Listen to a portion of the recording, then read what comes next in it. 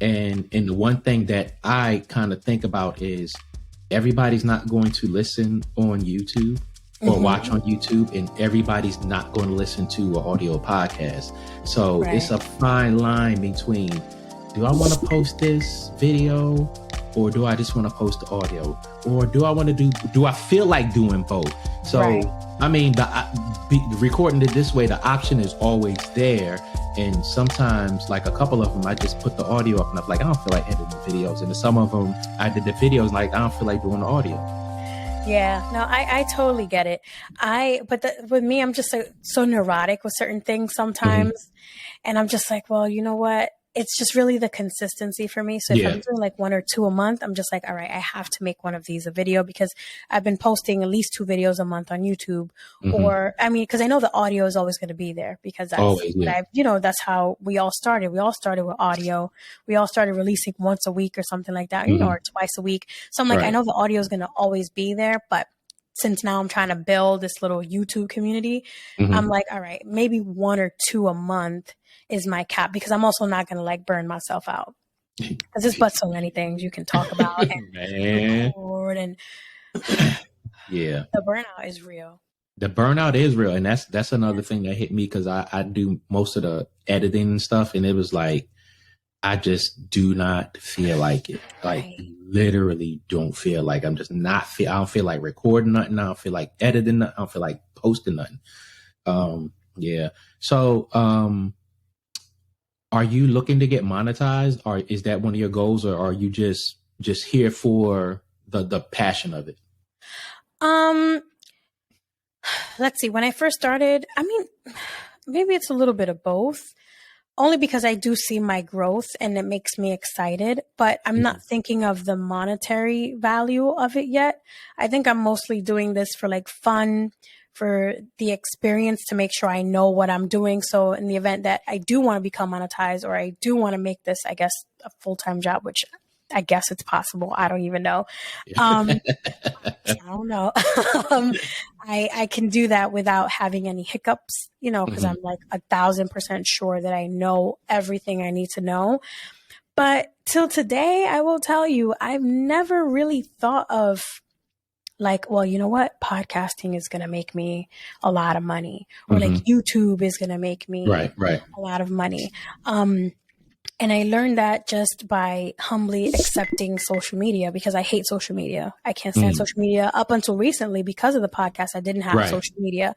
I think it's just a pain in the ass, but it really is. But when I saw how I had like 10 followers for like 3 months, I was really humbled, because I was just like, damn, Gina, like I can't get like 10 more. No. It's like, hey, consistency. Right, like I'm doing the right stuff. What the hell's going on here? So I don't think about the money, because I know how hard it was to even get to 1,200 followers, and that's just a year and a half later. So I can't really sit here and drive myself crazy, or realistically think, oh, I've been doing this for a year, I should be monetized by now, because that just added stress to me. You know what I mean? Like that's just adding way too much stress for me. I'm just going to do this because the more fun I have, I seem to gain a lot of followers and a lot of likes organically. And that's all because I'm just enjoying what I'm doing, not really caring about those numbers, so. Oh, there. Hey girl. Hey. She's not having it. She's this like, is the boy. Oh, hey boy. Hey, he's like, turn this off. Like, oh, he's so cute though. So damn spoiled. Look. Oh, he's cute. Yeah. You're like, yeah. You're like, yeah. So, next question. So in addition to or outside of what you already said, what are some of your likes and dislikes as it pertains to podcasting? Let's see. I really dislike editing. And I think we can all agree. I dislike it. Like, it's not fun for me. It's more fun. One of my likes, I like to record. Like, Right. I like to record, I like to be fun, I like to be silly. There's so many takes of me just saying random crazy things into a microphone that I'm just like, yo, what the hell was I thinking today? But it really, that's just how I just get like my creative juices flowing. But editing is definitely a dislike. Believe it or not, a dislike is also having to deal with like people disliking stuff, because I'm just like, well, if you don't like it, just don't listen, get out of here. What do you mean people dislike? I don't get it. Oh, like, I mean, right, because everybody should love me, but like, you know, just like having people who are like, oh, well, she's not funny, or that's not funny, or that was dumb, why did she do that, why did she say that? It's like, well, if you don't get me, then, you know, then you just don't get me. you just walk away. But so that's always, because you have to deal with like the public and the audience and the people. And don't get me wrong, I appreciate all of y'all, but Right. you know, that's definitely, it's nerve-wracking having to think about pleasing everyone, because that's really how I think about it. Like, okay, if I say this, who's going to be mad at me? Right. If I don't say this, or if I'm on a panel and I don't defend this, or I'm just quiet about it, who's going to be mad at me? Because that's always just like, all right, fine. So like having to think about catering to everybody is still kind of in the back of my mind. So to me, that's a dislike, because I got into podcasting to say and do whatever the hell I want, but I also try to keep it very PC. So, you know, you always have to think about all these elements. Being PC is so hard sometimes. Yeah, extremely. Man, extremely. my co-host, at first we got on and, you know, it was cool. But then once he got the feel of it, he was dropping bombs. And I'm like, bro, cursing too much. Right, you can't say that. And it's like, bro, I get it. I want to curse too, but it's like, you know, the audience. Right. Let's think about everybody. Right. And that's I love that you said that, because one of my friends, I was a guest on his podcast, and I always ask, you saw how I stop and ask, I said, okay, you curse, right? So because he's my friend, like, I didn't even think about it. Like, we worked together, and I was just like, oh my God, I think I said like shit or something. And then he like looked at me and he was like, and I said, yeah. I just got quiet. And then once we finished, I said, I apologize. I always ask what are the do's and don'ts, because this is your house. I'm so sorry. He was like, and he said, you know what? It's fine. I mean, whoever's mad because you said shit. And then he whispered, I'm like, fuck. He's mad.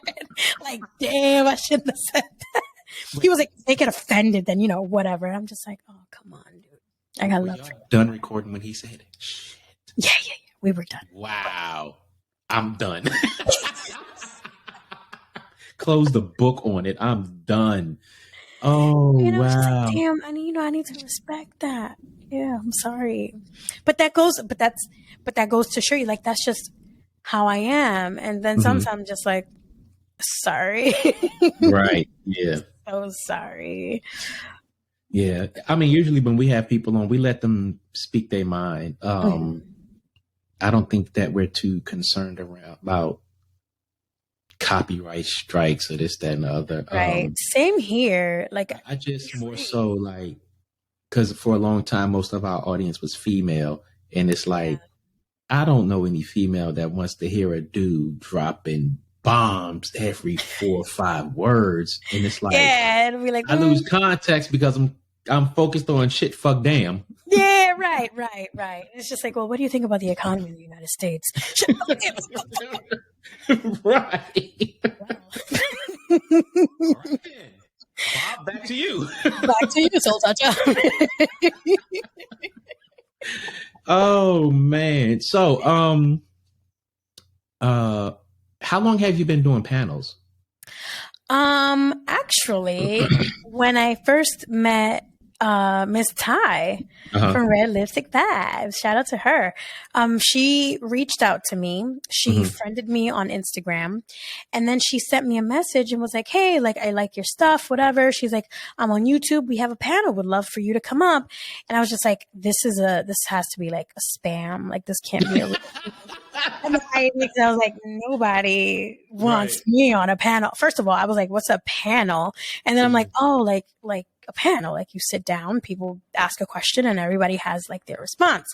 So I said, well, how bad could this be? Then I was like, no, this can't be real. So then I had sent her a message back. I'm like, oh, thank you so much. And I actually was